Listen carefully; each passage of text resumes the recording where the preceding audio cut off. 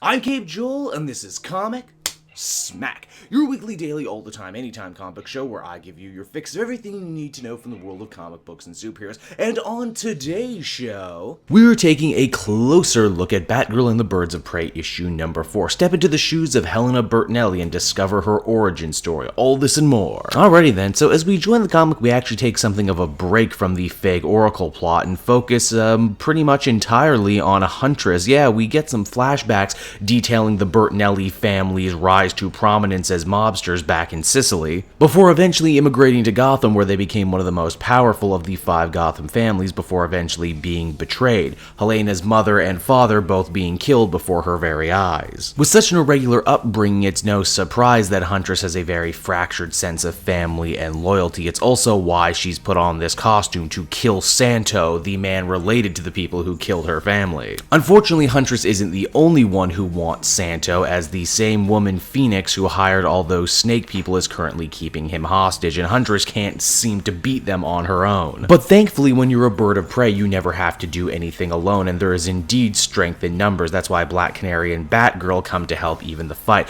Better than that, after getting beaten up by the snake guys in the previous issue, they now know how to stop them. These guys, not a fan of bright lights. With their enemies vanquished, the Birds of Prey can finally continue back on the Oracle mystery, and hey, Batgirl just so happened to be able to decipher some of the fake Oracle's files, and because of that, her and Dinah know exactly who Elena is. Surprisingly though, in an issue that's all about giving us Huntress's backstory and everything, never once do they mention Spiral again, which I find funny. What? Super Spy? Never heard of it. She's always been Huntress, guys, always. Batgirl believes she may finally have a lead on where the fake Oracle is staked out. It just happens to be on the top of a very tall building, so they're going to need all hands on deck for this one. It's been made plenty clear in this arc that this fake Oracle has been raking in a ton of money helping out all the Gotham mafiosos, and what do you think this type of person would spend this money on? Well, clearly they're a man, or possibly woman, after my own heart, because they buy a bunch of superhero collectibles. To be specific, a series of highly advanced animatronics that look like classic Batman villains. The birds have to fight their way past them, Canary making short work of them with her scream, which thankfully I hope means we are completely past a Batman-themed Five Nights at Freddy's style situation. When our heroes eventually do find the fake Oracle's inner sanctum, they're long gone, but what they do find is way creepier. It's a shrine to Batgirl, complete with her classic costumes. This newest revelation only strengthening my own personal theory that it's actually Barbara's brother behind this one, but hey, we'll cross that bridge when we get to it.